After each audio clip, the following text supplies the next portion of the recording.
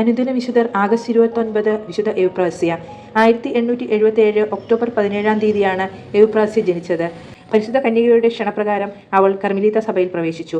1897 May 10 അവൾ ശിരോവസ്ത്രം സ്വീകരിച്ചു. അതോടൊപ്പം ഈശോയുടെ പരിശുദ്ധ ഹൃദയത്തിന്റെ സിസ്റ്റർ എവുപ്രാസ്യ എന്ന പേരിൽ അറിയപ്പെടുവാൻ തുടങ്ങി. 1898 ജനുവരി 10 അവൾ കർമ്മലീത്ത സഭാ വസ്ത്രം സ്വീകരിച്ചു. അവളുടെ പ്രാർത്ഥനയും പരിത്യാഗവും വഴി അവൾ ദൈവസ്നേഹത്തിൽ അതുല്യയായി. അവളുടെ സഹോദര സ്നേഹം കാരണം അവൾ മറ്റുള്ളവരുടെ ഏറ്റവും ചെറിയ ആവശ്യങ്ങൾ കൂടി പരിഗണിച്ച് സഹായിച്ചിരുന്നു.